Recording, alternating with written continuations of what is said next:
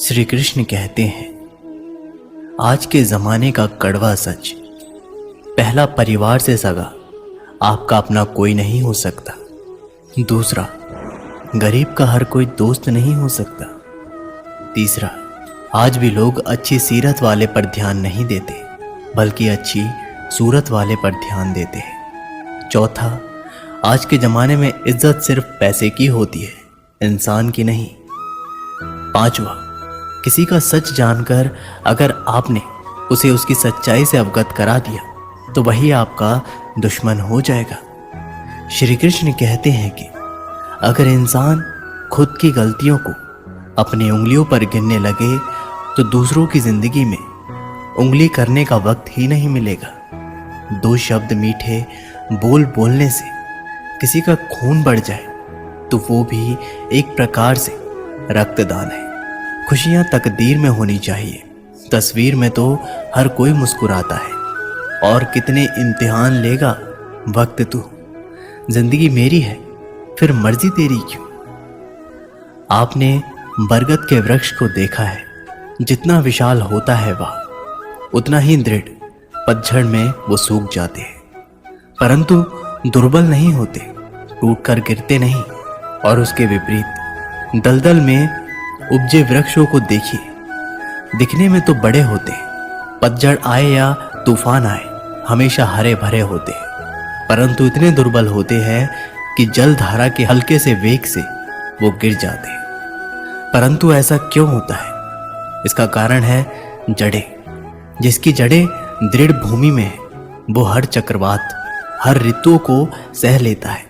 जिसकी जड़ें दलदल में है वो स्वयं की जड़ों को दुर्बल बना लेता है। कुछ ऐसा ही मनुष्य भी होता है जो अधर्म, कुकर्म और असत्य की धरा पर उपजा है वो समय की एक मार भी नहीं सह पाता, और जो मनुष्य धर्म की धरा पर उपजा है वो हर समस्या से अविचलित हो जाता है। अब आप पर निर्भर करता है कि आप क्या बनना चाहते हैं। श्री कृष्ण कहते हैं कि जीवन में हर तूफान नुकसान करने ही नहीं आता, कुछ तूफान रास्ता साफ करने भी आते हैं। अच्छी तरह जानने के बाद ज्यादा देने वाला हमेशा से ठगा गया है, फिर चाहे वो प्रेम हो, साथ हो या विश्वास हो। कचरे के डिब्बे में पड़ी रोटियां ये राज बयां करती है कि पेट भरते ही इंसान अपनी औकात दिखाने लगता है। जिनकी वफा पर नाज है वो हम राज बदलते देखे हैं, हालात बदलते ही सबके अंदाज बदलते देखे। कोई नहीं देगा साथ तेरा यहाँ, हर कोई खुद में ही व्यस्त है। जिंदगी का बस एक ही उसूल है, यहाँ तुझे गिरना भी खुद है और संभलना भी खुद है।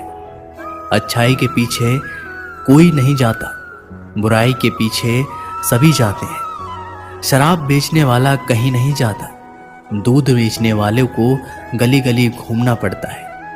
हमारे जीवन में मित्र और शत्रु बहुत महत्व रखते हैं। यदि गंभीरता से सोचा जाए तो ऐसा कोई क्षण नहीं जब हम अपने मित्रों के बारे में ना सोचते, या फिर अपने शत्रुओं के बारे में हमारा हर कार्य या तो हमारे मित्रों के हित के लिए होता है या फिर हमारे शत्रुओं के अहित के लिए।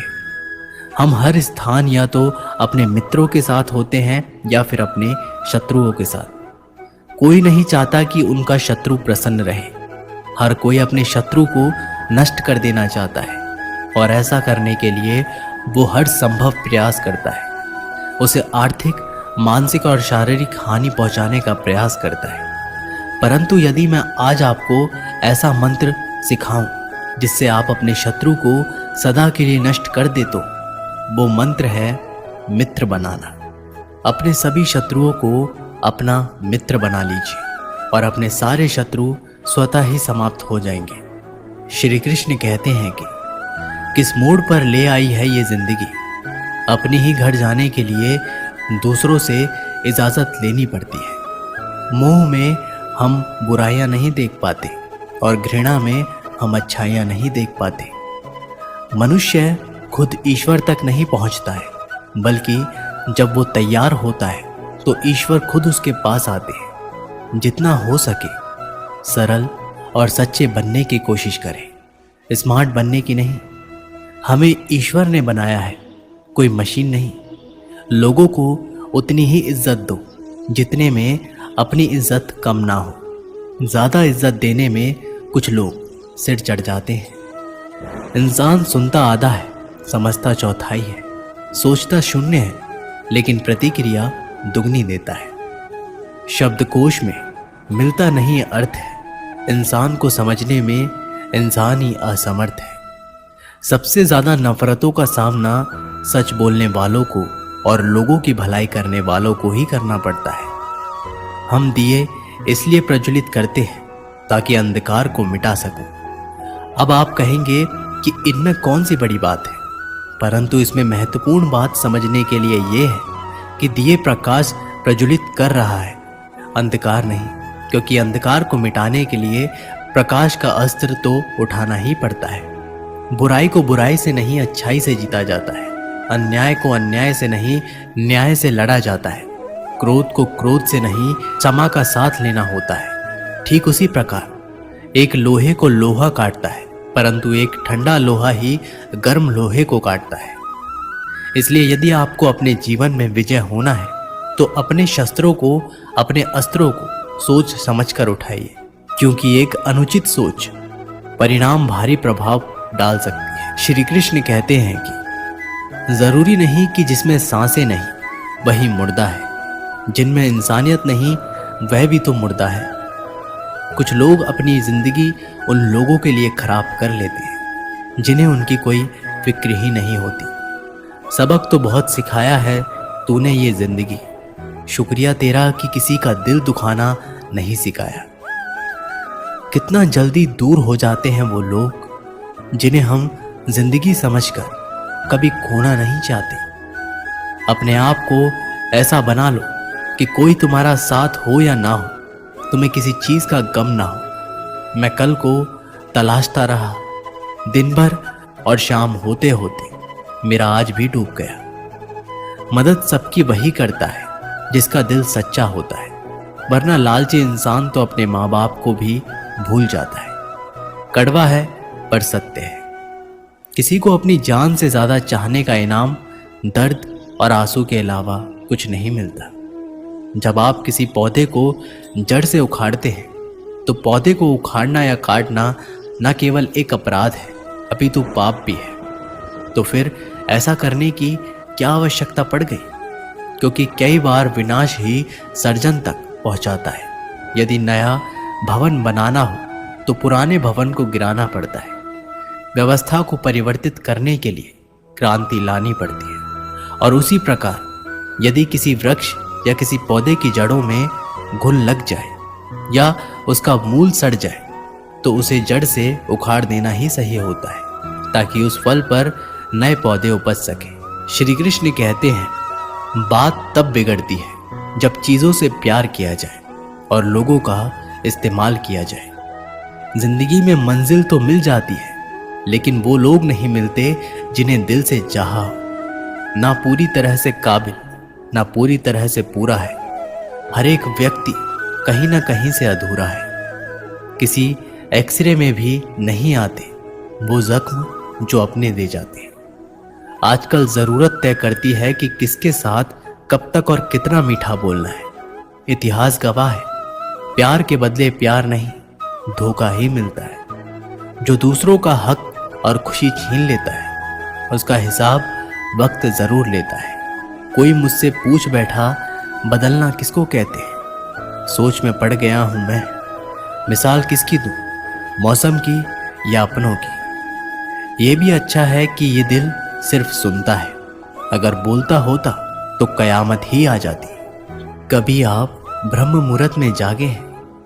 जाग कर देखिए, संध्या होने के पश्चात जब रात्रि का अंधेरा सारे संसार को धीरे धीरे अपने अंधकार में निगलने लगता है, तो यही अंधकार ब्रह्म मुहूर्त में भोर होने से ठीक कुछ समय पहले अधिक काला हो जाता है। इसी तरह हमारा जीवन भी कुछ ऐसा ही होता है।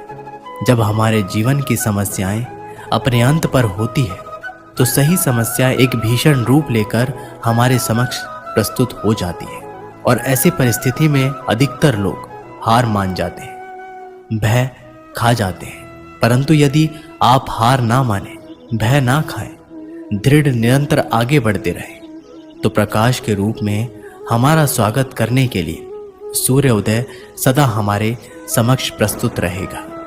श्री कृष्ण कहते हैं कि अगर कुछ लोग आपको गलत समझते हैं तो इस बात का बुरा ना माने, क्योंकि वह आपको उतना ही समझते हैं जितनी उनकी समझ उन्हें इजाजत देती है। जो रिश्ता हमें रुला दे उससे गहरा कोई रिश्ता नहीं, और जो रिश्ता हमें रोते हुए छोड़ दे उससे कमजोर कोई रिश्ता नहीं। जवाब तो हर बात का दिया जा सकता है, मगर जो रिश्तों की अहमियत ना समझ पाया वो शब्दों को क्या समझेंगे। जमाना बदल रहा है ये कहकर लोग बदल रहे हैं। गौर किया तो देखा कुछ भी नहीं बदला, बस सब अपने मतलब के हिसाब से चल रहे हैं। लोग कितनी आसानी से कह देते हैं रात गई बात गई। उनको कौन बताए दिल पर लगने वाली बातों को मिटाने में रात ही नहीं जिंदगी छोटी पड़ जाती है। जब इंसान अंदर से टूट जाता है तो बाहर से मिलने वाली हर खुशी उसे सिर्फ हंसा सकती है, परंतु अंदर से खुश नहीं रख सकती। बोलकर सोचने से अच्छा है सोचकर बोला जाए। आधे झगड़े तो यूं ही खत्म हो जाएंगे। तुझ पर खर्च करने के लिए बहुत कुछ नहीं था मेरे पास। थोड़ा वक्त था, थोड़ा मैं था, दोनों बर्बाद हो गए। न जाने क्यों डरते हैं लोग मौत से, एक यही तो देती है आज़ादी जिंदगी की जंजीरों से। कभी ना कहो कि दिन अपने खराब है, समझ लो कि हम कांटों से घिरे हुए गुलाब हैं।